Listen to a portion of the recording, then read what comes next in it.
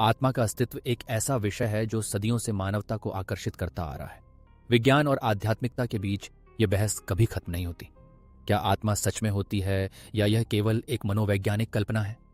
आधुनिक विज्ञान ने इस प्रश्न पर कई दृष्टिकोण प्रस्तुत किए हैं, लेकिन आध्यात्मिक ग्रंथों में भी इस विषय पर गहरी चर्चा की गई है।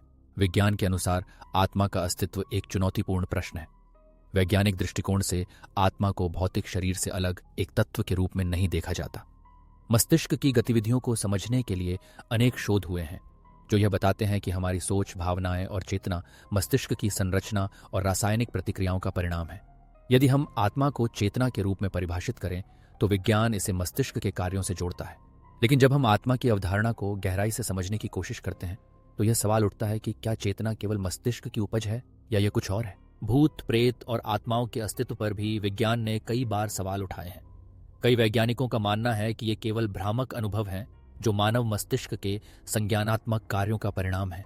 लेकिन क्या यह संभव है कि भूत प्रेत के अनुभव वास्तव में किसी अन्य आयाम या अस्तित्व के संकेत हो सकते हैं? इस प्रश्न का उत्तर विज्ञान अभी तक नहीं दे पाया है और इसलिए यह विषय आज भी बहस का केंद्र बना हुआ है।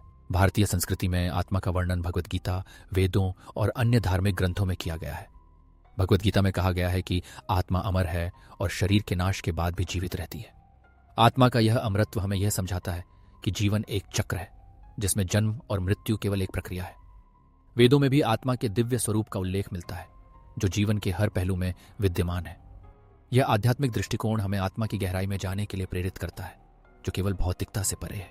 आत्मा और चेतना का रहस्य भी एक जटिल विषय है। क्या चेतना केवल मस्तिष्क की क्रियाओं का परिणाम है या यह आत्मा का एक पहलू है? कुछ वैज्ञानिकों का मानना है कि चेतना एक जटिल प्रक्रिया है जो मस्तिष्क की संरचना और कार्य प्रणाली से उत्पन्न होती है। वहीं आध्यात्मिक दृष्टिकोण से चेतना को आत्मा के साथ जोड़ा जाता है जो हमारे अस्तित्व का एक गहरा और अमिट हिस्सा है। मरने के बाद क्या होता है, यह भी एक महत्वपूर्ण प्रश्न है। पुनर्जन्म और मोक्ष की अवधारणाएं विभिन्न धार्मिक और आध्यात्मिक परंपराओं में भिन्न हैं। हिंदू धर्म में पुनर्जन्म का सिद्धांत है जो बताता है कि आत्मा एक शरीर को छोड़कर दूसरे में प्रवेश करती है जब तक कि वह मोक्ष प्राप्त नहीं कर लेती। मोक्ष का मतलब है आत्मा का परम शांति और मुक्ति प्राप्त करना। दूसरी ओर कुछ अन्य धार्मिक परंपराएं आत्मा के स्वर्ग या नरक में जाने की बात करती हैं। आधुनिक विज्ञान और आध्यात्मिकता के बीच संबंध बहुत ही गहरा है। विज्ञान ने हमें भौतिक जगत की समझ दी है जबकि आध्यात्मिकता ने हमें आत्मिक और मानसिक स्तर पर गहराई से सोचने का अवसर प्रदान किया है। आत्मा का अस्तित्व केवल एक भ्रम नहीं है, यह हमारे अस्तित्व का एक महत्वपूर्ण हिस्सा है। इसीलिए आत्मा का अस्तित्व, उसकी प्रकृति और उसके बाद के जीवन के बारे में हमारी सोच एक निरंतर प्रक्रिया है। यह एक ऐसा विषय है जो न केवल हमें सोचने पर मजबूर करता है बल्कि हमें अपने अस्तित्व की गहराई में जाने के लिए भी प्रेरित करता है। क्या आत्माएं सच में होती हैं या ये सिर्फ एक कल्पना है? आपका क्या मानना है? अपने विचार हमें कमेंट्स में जरूर बताएं।